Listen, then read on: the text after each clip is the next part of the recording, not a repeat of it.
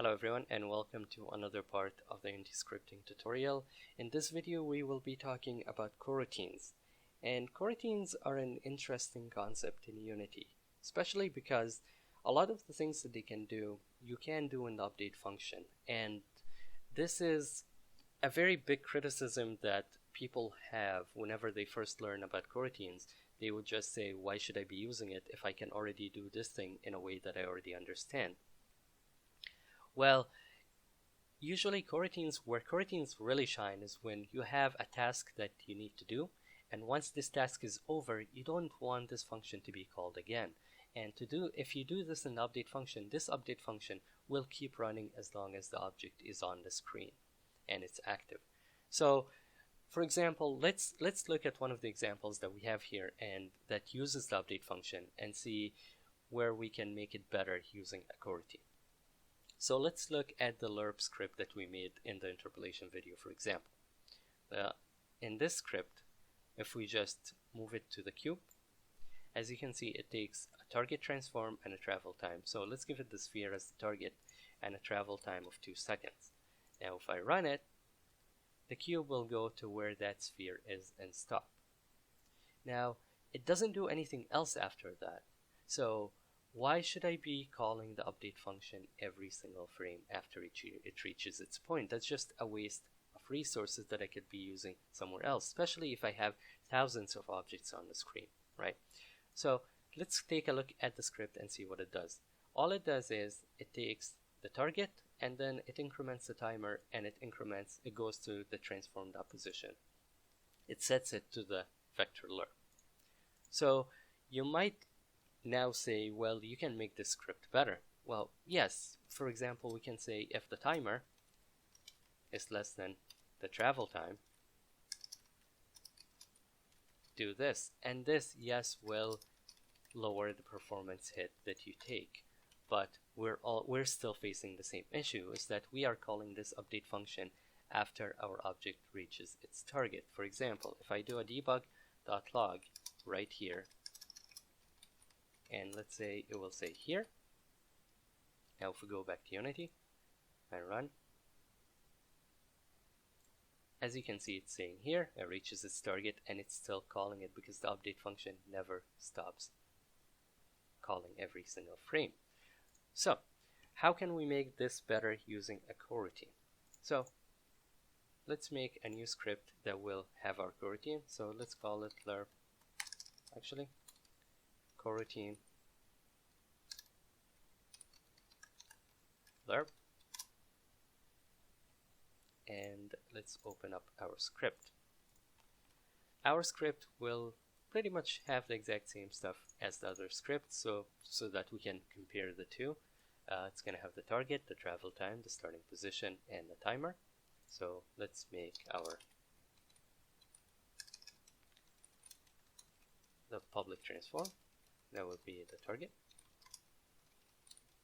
Float will be the travel time.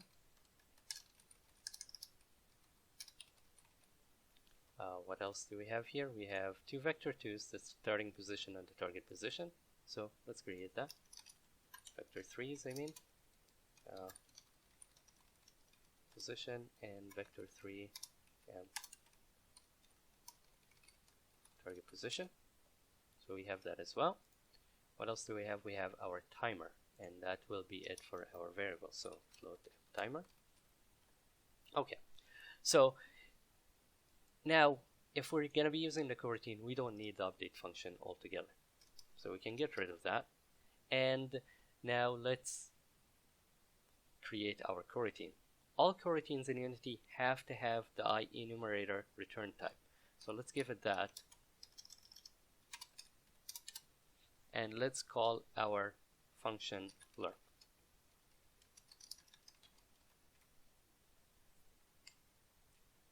So all functions, since it has an IEnumerator return type, it needs to return something, and for this we will be returning, so yield return null.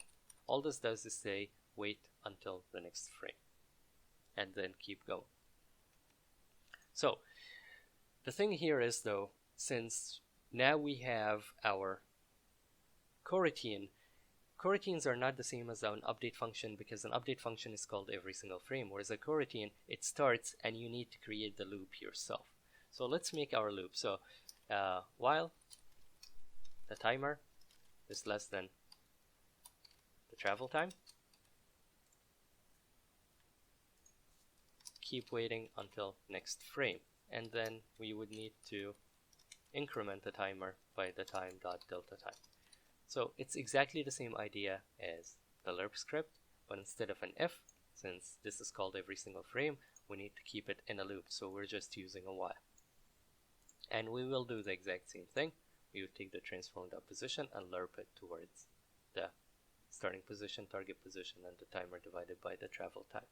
So the transform.position is going to be equal to vector3.lerp starting position, the target position,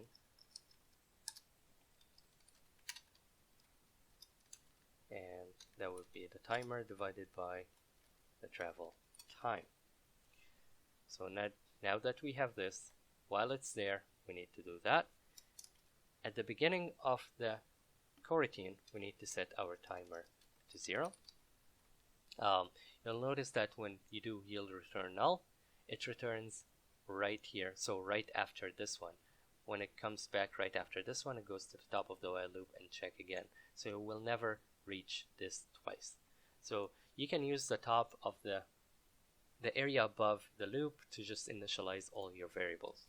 So my variable is the starting position is going to be equal to my transform.position, and the target position is going to be equal to the mTarget dot position. Now that we have everything set up, everything should be ready. All we need to do now is call our coroutine. And to call a coroutine in Unity, you just need to say start coroutine and say Lerp. There we go. It looks exactly the same, but in this one we are not using this. So now we can go back to Unity. Let's clear that. The cube, let's disable the Lerp one and take the coroutine Lerp instead. Give it the sphere as the target, give it 2 seconds, and let's run it and see what happens. As you can see, it's traveling there, takes 2 seconds, and then it reaches its point. Whereas in Lerp, you have the update function being called after it's done. If we go back to here and say debug.log here,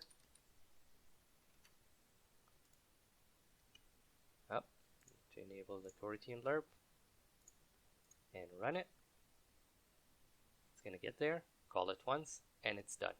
Now this will remove a lot of the overhead. Now Unity doesn't even need to call your update function anymore. Maybe you need the update function for something else, which is fine. Now you don't need to do the if statement check. So this is why coroutines are much better in these specific situations than using the update function. So hopefully this explains why a coroutine would be better in specific situations. If you have any feedback or comments, please leave them in the comment section. Thank you very much for watching, and I will see you next time.